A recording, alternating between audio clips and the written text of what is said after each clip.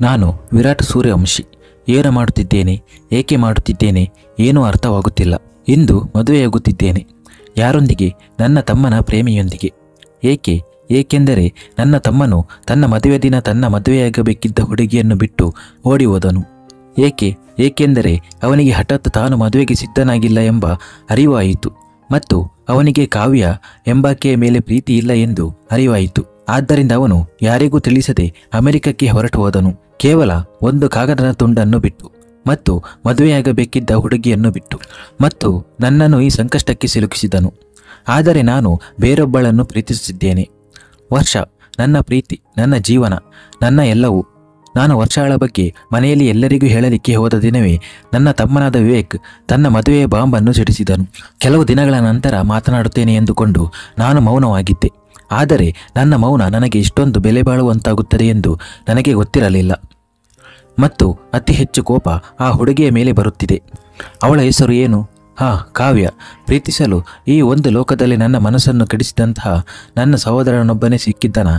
ಅವನಿಗೆ ಪ್ರತಿದಿನ ಯಾರಾದರೊಬ್ಬ ಹುಡುಗಿಯ ಮೇಲೆ ಪ್ರೀತಿಯಾಗುತ್ತಲೇ ಇರುತ್ತದೆ. ವಿವೇಕ್ ಎಂದಿಗೂ ಯಾವುದೇ ಹುಡುಗಿಯನ್ನು ಗಂಭೀರವಾಗಿ ತೆಗೆದುಕೊಳ್ಳುವುದಿಲ್ಲ.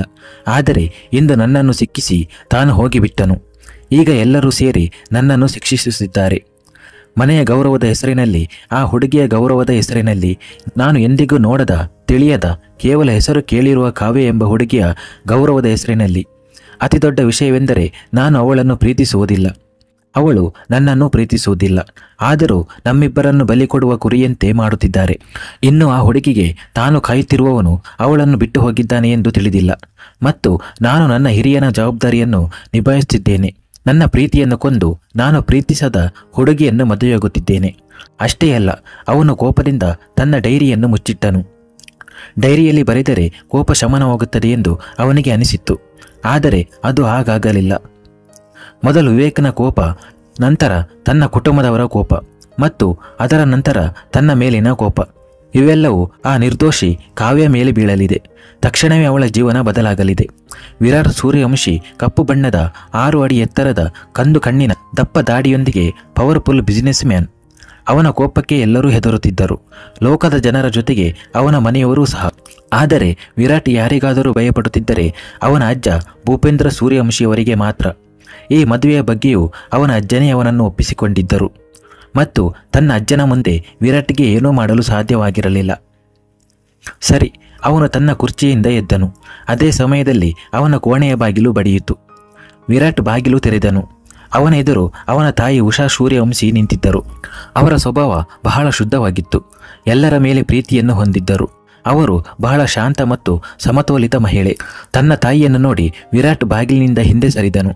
ವಿರಾಟ್ನ ಕೋಪದಿಂದ ಕೆಂಪಾದ ಮುಖವನ್ನು ನೋಡಿ ಉಷಾದೇವಿಗೆ ವಿರಾಟ್ನ ಮುಂದೆ ಏನನ್ನೂ ಮಾತನಾಡಲು ಧೈರ್ಯವಾಗಲಿಲ್ಲ. ನೀವು ಹೇಳಬೇಕಾದದ್ದನ್ನು ಹೇಳಿ ಎಂದು ತನ್ನ ಕೋಪವನ್ನು ನಿಯಂತ್ರಿಸಿಕೊಂಡು ವಿರಾಟ್ ಹೇಳಿದನು.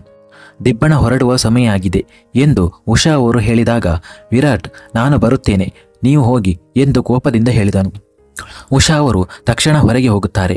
ಕೆಲವು ಸಮಯದ ನಂತರ ವಿರಾಟ್ ಶೇರ್ವಾನಿ ಧರಿಸಿ ಕೆಳಗೆ ಬರುತ್ತಾನೆ. ಚಿನ್ನದ ಬಣ್ಣದ ಶೇರ್ವಾನಿಯಲ್ಲಿ ಅವನು ಬಹಳ ಸುಂದರವಾಗಿ ಕಾಣುತ್ತಿದ್ದನು. ಆದರೆ ಇನ್ನೂ ಮುಖದಲ್ಲಿ ಕೋಪ ಇತ್ತು. ಅವನ ತಂದೆ ಅವನ ಬಳಿ ಬಂದು, ಮಗನೇ, ಈ ಬಾಸಿಂಗ ಎಂದು ಹೇಳುತ್ತಿದ್ದಾಗ ವಿರಾಟ್ ಮಧ್ಯದಲ್ಲಿಯೇ, ಇದಕ್ಕಿಂತ ಹೆಚ್ಚು ನಾಟಕ ಮಾಡಲು ನನಗೆ ಆಗುವುದಿಲ್ಲ, ನಾನು ಇದನ್ನು ಧರಿಸುವುದಿಲ್ಲ ಎಂದು ಹೇಳುತ್ತಾನೆ. ಅವನ ಎದುರು ನಿಂತಿದ್ದ ಅಜ್ಜ ಕೋಪದಿಂದ ಅವನನ್ನು ನೋಡುತ್ತಿದ್ದರು. ಅವರು ಏನೂ ಮಾತನಾಡದೆ ಅವನ ಬಳಿ ಹೋಗಿ ಬಾಸಿಂಗವನ್ನು ತೆಗೆದುಕೊಂಡು ಅವನಿಗೆ ಧರಿಸುತ್ತಾರೆ. ವಿರಾಟ್ ಹಲ್ಲು ಕಚ್ಚಿಕೊಂಡು ನಿಂತಿದ್ದನು. ಬಾಸಿಂಗವನ್ನು ಧರಿಸಿದ ನಂತರ ಭೂಪೇಂದ್ರ ಅಜ್ಜ ತನ್ನ ದೊಡ್ಡ ಸ್ವರದಲ್ಲಿ ಎಲ್ಲರೂ ಹೊರಡಿ ಎಂದು ಹೇಳುತ್ತಾರೆ. ಹಿಂದಿನಿಂದ ವಿರಾಟ್ ತನ್ನ ಗಟ್ಟಿಯಾದ ಸ್ವರದಲ್ಲಿ, ನೀವು ಸರಿ ಮಾಡುತ್ತಿಲ್ಲ ದಾದಾಜಿ, ನೀವು ಒಬ್ಬರ ಜೀವನವನ್ನು ಹಾಳು ಮಾಡುತ್ತಿದ್ದೀರಿ ಎಂದು ಹೇಳಿದನು. ಭೂಪೇಂದ್ರ ಅವರು ಕೋಪದಿಂದ, ನಾವು ಏನು ಮಾಡುತ್ತಿದ್ದೇವೆ ಎಂದು ನಮಗೆ ಚೆನ್ನಾಗಿ ಗೊತ್ತು ಎಂದು ಹೇಳಿದರು. ಮೊಮ್ಮಗನನ್ನು ಕರೆತನ್ನಿ ಎಂದು ಹೇಳಿ ಅವರು ಹೊರಗೆ ಹೋದರು. ವಿರಾಟ್ ಮನಸ್ಸಿನಲ್ಲಿ ಬಹಳ ಕೋಪದಿಂದ ಇದಕ್ಕೆಲ್ಲ ಆ ಹುಡುಗಿಯೇ ಕಾರಣ ಎಂದುಕೊಂಡನು. ಇದು ಮದುವೆಯಲ್ಲ, ಇದು ಕೇವಲ ಒಂದು ಒಪ್ಪಂದ. ನಾನು ನಿನ್ನನ್ನು ಮದುವೆಯಾಗುತ್ತಿದ್ದೇನೆ ನಿಜ, ಆದರೆ ನನ್ನ ಹೆಂಡತಿಯ ಸ್ಥಾನವನ್ನು ನೀನು ಎಂದಿಗೂ ಪಡೆಯುವುದಿಲ್ಲ. ನನ್ನ ಹೃದಯದಲ್ಲಿ ಯಾವಾಗಲೂ ವರ್ಷ ಇರುತ್ತಾಳೆ, ವರ್ಷ ಮಾತ್ರ. ನೀನು ಅವಳ ಸ್ಥಾನವನ್ನು ಎಂದಿಗೂ ಪಡೆಯಲು ಸಾಧ್ಯವಿಲ್ಲ, ನನ್ನ ಹೃದಯದಲ್ಲಾಗಲಿ ನನ್ನ ಜೀವನದಲ್ಲಿಯೂ. ಅವನು ಬಹಳ ಕೋಪದಿಂದ ಇದನ್ನೆಲ್ಲ ಯೋಚಿಸುತ್ತಿದ್ದನು. ಸ್ವಲ್ಪ ಸಮಯದಲ್ಲಿ ದಿಬ್ಬಣ ಹೊರಡುತ್ತದೆ. ಇನ್ನೊಂದೆಡೆ ಕಾವ್ಯ ಮದುಮಗಳಂತೆ ಅಲಂಕರಿಸಿಕೊಂಡಿದ್ದಳು. ದುಂಡಗಿನ ಮುಖ, ಗೋಧಿ ಬಣ್ಣ, ಕಣ್ಣುಗಳು ಹಾಗೂ ಮೂಗು ತೀಕ್ಷ್ಣವಾಗಿತ್ತು. ಗುಲಾಬಿ ಹೂವಿನ ದಳಗಳಂತಹ ತುಟಿಗಳು, ಉದ್ದನೆಯ ಕುತ್ತಿಗೆ, ಉದ್ದವಾದ ದಟ್ಟವಾದ ಕೂದಲನ್ನು ಗಜರಿಯಂತೆ ಅಲಂಕರಿಸಲಾಗಿತ್ತು. ಕಣ್ಣುಗಳು ಕಾಡಿಗೆಯಿಂದ ಹೊಳೆಯುತ್ತಿದ್ದು ಯಾರಾದರೂ ಅದರಲ್ಲಿ ಮುಳುಗಿ ಹೋಗುವಂತೆ ತೋರುತ್ತಿತ್ತು. ಕೆಂಪು ಬಣ್ಣದ ಸೀರೆ ಧರಿಸಿ ಆಭರಣಗಳಿಂದ ಅಲಂಕರಿಸಿಕೊಂಡ ಅವಳು ಆಕಾಶದಿಂದ ಇಳಿದ ದೇವತೆಯಂತೆ ಕಾಣುತ್ತಿದ್ದಳು. ಅಷ್ಟೇ ಅಲ್ಲ, ಬ್ಯಾಂಡ್ ಬಾಜಾಗಳ ಸದ್ದು ಅವಳ ಕಿವಿಗೆ ಕೇಳಿಸಿತು. ಅವಳ ಸ್ನೇಹಿತೆಯರು ದಿಬ್ಬಣ ಬಂತು ಎಂದು ಹೇಳಿ ಹೊರಗೆ ಹೋಗಲು ಆರಂಭಿಸಿದರು. ಕಾವ್ಯಳ ಮುಖ ಹರ್ಷದಿಂದ ಹೊಳೆಯಿತು. ಈ ದಿನಕ್ಕಾಗಿ ಎಷ್ಟು ದಿನದಿಂದ ಕಾಯುತ್ತಿದ್ದಳು ಅವಳು. ಕಳೆದ 2 ವರ್ಷಗಳಿಂದ ಅವಳು ಮತ್ತು ವಿವೇಕ್ ರಿಲೇಷನ್ನಲ್ಲಿ ಇದ್ದರು ಮತ್ತು ಕಾವ್ಯ ಮದುವೆಯಾಗುವಂತೆ ವಿವೇಕ್ನನ್ನು ಬಹಳ ದಿನಗಳಿಂದ ಕೇಳುತ್ತಿದ್ದಳು. ಆದರೆ ವಿವೇಕ್ ಯಾವಾಗಲೂ ಅದನ್ನು ಮುಂದೂಡುತ್ತಿದ್ದನು. ಆದರೆ ಈ ಬಾರಿ ಕಾವ್ಯ ಕೋಪದಿಂದ, ವಿವೇಕ್, ನನ್ನನ್ನು ಪ್ರೀತಿಸುತ್ತೀಯಾ ಇಲ್ಲವಾ, ಅಥವಾ ನನ್ನೊಂದಿಗೆ ಸಮಯ ಕಳೆಯುತ್ತಿದ್ದೀಯಾ ಎಂದು ಕೇಳಿದಳು. ಅದಕ್ಕೆ ವಿವೇಕ್ ಕೂಡ ಉತ್ಸಾಹದಲ್ಲಿ ಮದುವೆಯಾಗಲು ಒಪ್ಪಿಕೊಂಡನು. ಆದರೆ ಸತ್ಯವೆಂದರೆ ಅವನಿಗೆ ಕಾವ್ಯಳನ್ನು ಒಮ್ಮೆ ಪಡೆಯಬೇಕೆಂಬ ಆಸೆ ಇತ್ತು. ಕಾವ್ಯ ಜೊತೆ ಸಂಬಂಧದಲ್ಲಿದ್ದರೂ ಅವನಿಗೆ ಇನ್ನೂ ಅನೇಕ ಹುಡುಗಿಯರೊಂದಿಗೆ ಸಂಬಂಧವಿತ್ತು. ಆದರೆ ಕಾವ್ಯ ಅವರೆಲ್ಲರಿಗಿಂತ ಭಿನ್ನಳಾಗಿದ್ದಳು. ವಿವೇಕನನ್ನು ಅತಿಯಾಗಿ ಪ್ರೀತಿಸಿದರೂ ತನ್ನ ಮಿತಿಯನ್ನು ಅವಳು ಚೆನ್ನಾಗಿ ತಿಳಿದಿದ್ದಳು. ವಿವೇಕ್ ಕೂಡ ಒಂದು ದಿನ ಕಾವ್ಯ ತನ್ನ ಕೈಗೆ ಸಿಕ್ಕುತ್ತಾಳೆ ಎಂದುಕೊಂಡಿದ್ದನು. ಹಾಗಾಗಿ ಮದುವೆಗೆ ಒಪ್ಪಿಕೊಂಡಿದ್ದನು. ಕಾವ್ಯ ಓಡಿ ಬಂದು ಅವನ ತೆಕ್ಕೆಗೆ ಬೀಳುತ್ತಾಳೆ ಎಂದು ಅವನು ಭಾವಿಸಿದ್ದನು. ಆದರೆ ಅದು ಹಾಗಾಗಲಿಲ್ಲ. ಹಾಗಾಗಿ ಅವನೇ ತಾನು ಹೆಣೆದ ಬಲೆಯಲ್ಲಿ ಸಿಕ್ಕಿಬಿದ್ದನು. ಬೇರೆ ಯಾವುದೇ ಮಾರ್ಗವಿಲ್ಲದ ಕಾರಣ ಅವನು ಎಲ್ಲವನ್ನು ಬಿಟ್ಟು ಅಮೆರಿಕಕ್ಕೆ ಹೊರಟು ಹೋದನು. ದಿಬ್ಬಣದ ಶಬ್ದ ಕೇಳಿ ಕಾವ್ಯಳಿಗೆ ಕುತೂಹಲ ಹೆಚ್ಚಾಯಿತು. ವಿವೇಕ್ ಎಂಬ ಹೆಸರು ಕೇಳಿದಾಗಲೇ ಅವಳಿಗೆ ಏನೋ ಆಗುತ್ತಿತ್ತು. ಅವನನ್ನು ಅಷ್ಟೊಂದು ಪ್ರೀತಿಸುತ್ತಿದ್ದಳು. ಅವಳ ಹೃದಯ ಬಲವಾಗಿ ಬಡಿಯುತ್ತಿತ್ತು. ಅವಳು ಮತ್ತು ವಿವೇಕ್ನ ಭವಿಷ್ಯದ ಬಗ್ಗೆ ಕನಸು ಕಾಣುತ್ತಿದ್ದಳು. ಕೆಳಗಿನ ಹಾಲಿನಲ್ಲಿ ದಿಬ್ಬಣವನ್ನು ಭವ್ಯವಾಗಿ ಸ್ವಾಗತಿಸಲಾಯಿತು. ಮದುಮಗಳ ಕಡೆಯವರಿಗೆ ಇನ್ನೂ ವರ ಬದಲಾಗಿದ್ದಾನೆ ಎಂದು ಗೊತ್ತಿರಲಿಲ್ಲ. ಭೂಪೇಂದ್ರ ಅವರು ಅವಕಾಶ ನೋಡಿ ಕಾವ್ಯಳ ತಂದೆ ಸುರೇಶ್ ಅವರನ್ನು ಒಂದು ಕಡೆಗೆ ಕರೆದರು. ಸುರೇಶ್ ಅವರು ಏನಾಯಿತು ಎಂದು ಕೇಳಿದರು. ಭೂಪೇಂದ್ರ ಅವರು ನಿಮ್ಮೊಂದಿಗೆ ಒಂದು ವಿಷಯವನ್ನು ಮಾತನಾಡಬೇಕು, ಅದು ಮದುವೆಯಾಗುವ ಮೊದಲು ಎಂದು ಅವರು ತುಂಬ ಗಂಭೀರವಾಗಿ ಹೇಳಿದರು. ಸುರೇಶ್ ಕೂಡ ತಕ್ಷಣ ಅವರ ಮಾತನ್ನು ಅರ್ಥ ಮಾಡಿಕೊಂಡರು. ಅವರು ತಕ್ಷಣ ತಮ್ಮ ಪತ್ನಿ ವಿಭಾ ಮತ್ತು ತಾಯಿ ಲಕ್ಷ್ಮಿ ಅವರನ್ನು ಕರೆದರು. ಕೆಲವೇ ಕ್ಷಣಗಳಲ್ಲಿ ಅವರೆಲ್ಲರೂ ಒಂದು ಕೋಣೆಯಲ್ಲಿ ಸೇರಿದರು. ಕೆಲವು ಸಂಬಂಧಿಕರು ಹೊರಗೆ ದಿಬ್ಬಣವನ್ನು ಸ್ವಾಗತಿಸುತ್ತಿದ್ದರು. ಇದರಿಂದ ಎಲ್ಲರೂ ಏಕಾಏಕಿ ಎಲ್ಲಿಗೆ ಹೋದರು ಎಂದು ಯಾರಿಗೂ ಅನುಮಾನ ಬರಲಿಲ್ಲ. ಒಳಗಿನ ಕೋಣೆಯಲ್ಲಿ ಸುರೇಶ್ ಅವರು, ಏನು ಸಮಸ್ಯೆ, ನೀವು ನಮ್ಮೆಲ್ಲರನ್ನು ಏಕೆ ಹೀಗೆ ಕರೆದಿದ್ದೀರಿ ಮತ್ತು ನೀವೆಲ್ಲರೂ ತುಂಬ ಚಿಂತೆ ಮಾಡುತ್ತಿರುವಂತೆ ಕಾಣುತ್ತಿದ್ದೀರಿ ಎಂದು ಹೇಳುತ್ತಾರೆ. ಅವರ ಮಾತಿಗೆ ಭೂಪೇಂದ್ರ ಅವರು, ನೋಡಿ, ನಾನು ಸುತ್ತಿ ಬಳಸಿ ಮಾತನಾಡುವವನಲ್ಲ, ಅವರು ಶಾಂತವಾಗಿ ಹೇಳಿದರು. ಸಂಗತಿ ಎಂದರೆ ಮೇಲಿನ ಕೋಣೆಯಲ್ಲಿ ಕಾವ್ಯ ತುಂಬ ಆತುರದಿಂದ ತನ್ನನ್ನು ಕರೆಯುತ್ತಾರೆ ಎಂದು ಕಾಯುತ್ತಿದ್ದಳು. ನಂತರ ಮದುವೆ ವಿಧಿಗಳು ಪ್ರಾರಂಭವಾಗುತ್ತವೆ ಮತ್ತು ಅವಳು ಶಾಶ್ವತವಾಗಿ ವಿವೇಕನವಳಾಗುತ್ತಾಳೆ ಎಂದು ಅಂದುಕೊಂಡಿರುತ್ತಾಳೆ. ಆದರೆ ಕೆಲವೇ ಕ್ಷಣಗಳಲ್ಲಿ ಅವಳ ಜೀವನ ಬದಲಾಗುತ್ತದೆ ಎಂದು ಅವಳಿಗೆ ಗೊತ್ತಿರಲಿಲ್ಲ. ಕೆಳಗಿನ ಕೋಣೆಯಲ್ಲಿ ಭೂಪೇಂದ್ರ ಅವರು ಎಲ್ಲರಿಗೂ ಎಲ್ಲ ವಿಷಯಗಳನ್ನು ತಿಳಿಸಿದ್ದರು. ಕಾವ್ಯಳ ತಂದೆ ತಾಯಿಯ ಮೇಲೆ ಸಿಡಿಲಿನ ಹೊಡೆತ ಬಿದ್ದಂತಾಯಿತು. ಅವರಿಗೆ ಏನೂ ಅರ್ಥವಾಗುತ್ತಿರಲಿಲ್ಲ. ಅವರ ಮಗಳ ಮುಖ ಅವರ ಕಣ್ಣಿನ ಮುಂದೆ ನಿರಂತರವಾಗಿ ಕಾಣುತ್ತಿತ್ತು. ಇದು ಹೇಗೆ ಆಯಿತು, ವಿವೇಕ್ ಹೀಗೆ ಹೇಗೆ ಮಾಡಬಹುದು ಎಂದು ವಿಭಾ ಅವರು ಗೊಣಗುತ್ತಾರೆ. ಭೂಪೇಂದ್ರ ಅವರು ಮುಂದುವರಿದು, ನಿಮ್ಮ ಸ್ಥಿತಿಯನ್ನು ನಾವು ಚೆನ್ನಾಗಿ ಅರ್ಥ ಮಾಡಿಕೊಂಡಿದ್ದೇವೆ. ನೋಡಿ, ನೀವು ಮತ್ತು ನಾವು ಇಬ್ಬರೂ ಅಸಹಾಯಕರಾಗಿದ್ದೇವೆ. ಆದ್ದರಿಂದ ನಿಮ್ಮ ಮಗಳ ಮದುವೆಯನ್ನು ನನ್ನ ಮೊಮ್ಮಗ ವಿರಾಟ್ ಸೂರ್ಯವಂಶಿಗೆ ಮಾಡೋಣ ಎಂದು ನಾನು ನಿರ್ಧರಿಸಿದ್ದೇನೆ. ಇದರಿಂದ ಎಲ್ಲರಿಗೂ ಒಳ್ಳೆಯದು ಎಂದು ಹೇಳಿದರು. ವಿರಾಟ್ನ ಮನಸ್ಸಿನಲ್ಲಿ, ಇದು ನನ್ನ ನಾಶ. ಈ ಜನರು ನಾನು ಮತ್ತು ಕಾವ್ಯ ಯಾರೂ ಈ ಮದುವೆಯಿಂದ ಸಂತೋಷವಾಗುವುದಿಲ್ಲ ಎಂಬುದನ್ನು ಏಕೆ ಅರ್ಥ ಮಾಡಿಕೊಳ್ಳುತ್ತಿಲ್ಲ. ಸುರೇಶ್ ಮತ್ತು ವಿಭಾ ಒಬ್ಬರ ಮುಖವನ್ನು ಒಬ್ಬರು ನೋಡಿಕೊಳ್ಳುತ್ತಾರೆ.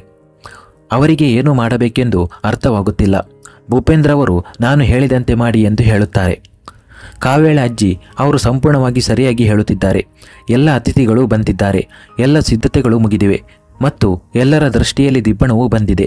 ಹೀಗಿರುವಾಗ ಮದುವೆಯಾಗದಿದ್ದರೆ ಎಲ್ಲರೂ ನನ್ನ ಕಾವ್ಯಳ ಮೇಲೆ ಪ್ರಶ್ನೆ ಮಾಡುತ್ತಾರೆ. ನಾವು ಸಿದ್ಧರಿದ್ದೇವೆ, ನಮಗೆ ಒಪ್ಪಿಗೆ ಎಂದು ಅವರು ಕೂಡಲೇ ಹೇಳುತ್ತಾರೆ. ಭೂಪೇಂದ್ರ ಅವರು, ನೀವು ಒಮ್ಮೆ ಕಾವ್ಯಳೊಂದಿಗೆ ಮಾತನಾಡಿ ಎಂದು ಹೇಳಿದಾಗ ಕಾವ್ಯಳ ತಾಯಿ ಮಧ್ಯದಲ್ಲಿಯೇ, ಇಲ್ಲ, ಅವಳಿಗೆ ಇದು ಗೊತ್ತಾಗಬಾರದು. ಇಲ್ಲದಿದ್ದರೆ ನನ್ನ ಮಗಳು ಸಾಯುತ್ತಾಳೆ, ಅವಳು ಹುಚ್ಚಿಯಾಗುತ್ತಾಳೆ. ದೇವರೇ, ಏನಾಗಬೇಕೋ ಅದು ಆಗಲಿ ಎಂದು ಅವರು ಬಹುತೇಕ ಅಳುತ್ತಾ ಹೇಳುತ್ತಾರೆ. ಸುರೇಶ್ ಅವರು, ವಿಭಾ ಸರಿಯಾಗಿ ಹೇಳುತ್ತಿದ್ದಾಳೆ, ಏನಾಗಬೇಕೋ ಅದು ಆಗಲಿ, ಬೇರೆ ವಿಷಯವನ್ನು ನಂತರ ನೋಡೋಣ ಎಂದು ಹೇಳುತ್ತಾರೆ. ವಿರಾಟ್ನ ಮನಸ್ಸಿನಲ್ಲಿದ್ದ ಸಣ್ಣ ಆಸೆಯು ಒಡೆದು ಹೋಯಿತು. ಅವನ ಒಳಗೆ ಕೋಪದ ಅಗ್ನಿಪರ್ವತ ಬೆಳೆದು ನಿಂತಿದ್ದು ಯಾವಾಗ ಬೇಕಾದರೂ ಸಿಡಿಯಬಹುದು. ಸರಿ, ಎಲ್ಲರೂ ಮುಖದಲ್ಲಿ ನಕಲಿ ನಗು ಹಾಕಿಕೊಂಡು ಹೊರಗೆ ಬಂದರು. ವಿರಾಟ್ ಮತ್ತೆ ತನ್ನ ಮುಖವನ್ನು ಮುಚ್ಚಿಕೊಂಡನು. ಕೋಪದಿಂದ ತುಂಬಿದವನು ಮಂಟಪಕ್ಕೆ ಹೋಗಿ ಕುಳಿತುಕೊಳ್ಳುತ್ತಾನೆ. ಪಂಡಿತರು ಮಂತ್ರಗಳನ್ನು ಪ್ರಾರಂಭಿಸುತ್ತಾರೆ. ಕೆಲವೇ ಕ್ಷಣಗಳಲ್ಲಿ ವಿಭಾ ಕಾವ್ಯಳನ್ನು ಕರೆತರಲು ಮೇಲಿನ ಕೋಣೆಗೆ ಹೋಗುತ್ತಾರೆ. ಕಾವ್ಯ ಅಲ್ಲಿ ಇಲ್ಲಿ ತಿರುಗಾಡುತ್ತಾ ಕಳವಳ ಪಡುತ್ತಿದ್ದಳು. ಕೋಣೆಯ ಬಾಗಿಲಿನ ಬಳಿ ನಿಂತ ವಿಭಾ ಕಾವ್ಯಳನ್ನು ನೋಡಿ ಕಣ್ಣೀರು ಹಾಕುತ್ತಾರೆ. ನನ್ನ ಮಗಳ ಭವಿಷ್ಯದಲ್ಲಿ ಏನು ಬರೆದಿದೆಯೋ ಎಂದು ತಿಳಿಯದು. ಮತ್ತೆ ತನ್ನ ಕಣ್ಣುಗಳನ್ನು ಒರೆಸಿಕೊಂಡು ಕಾವ್ಯಳ ಬಳಿ ಹೋಗಿ ಅವಳ ಕೈಯನ್ನು ಹಿಡಿದು ನನ್ನ ಮಗಳು ಎಷ್ಟು ಸುಂದರವಾಗಿದ್ದಾಳೆ ಎಂದು ಹೇಳುತ್ತಾರೆ.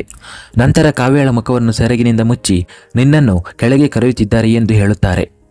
ಕಾವ್ಯ, ಅಮ್ಮ, ಈ ರೀತಿ ಯಾಕೆ ಮುಚ್ಚಿಕೊಳ್ಳುವುದು? ನಾನು ವಿವೇಕನನ್ನು ಹೇಗೆ ನೋಡುತ್ತೇನೆ, ಅವನು ನನ್ನನ್ನು ಹೇಗೆ ನೋಡುತ್ತಾನೆ ಎಂದು ಬಹಳ ಉತ್ಸಾಹದಿಂದ ಕೇಳುತ್ತಾಳೆ. ವಿಭಾಳಿಗೆ ತನ್ನ ಮಾತುಗಳಿಂದ ಬಹಳ ದುಃಖವಾಗುತ್ತಿತ್ತು. ಆದರೆ ಅದನ್ನು ಕಾವ್ಯಳಿಂದ ಮರೆಮಾಚಲು ಅವರ ಪ್ರಯತ್ನ ವಿಫಲವಾಯಿತು. ಕಾವ್ಯ ತನ್ನ ತಾಯಿಯ ಮುಖವನ್ನು ನೋಡುತ್ತಾ, ಅಮ್ಮ, ನೀವು ನನ್ನಿಂದ ಏನನ್ನೋ ಮರೆ ಮಾಡುತ್ತಿದ್ದೀರಾ ಎಂದು ಕೇಳಿದಳು. ಮುಂದುವರಿಯುವುದು.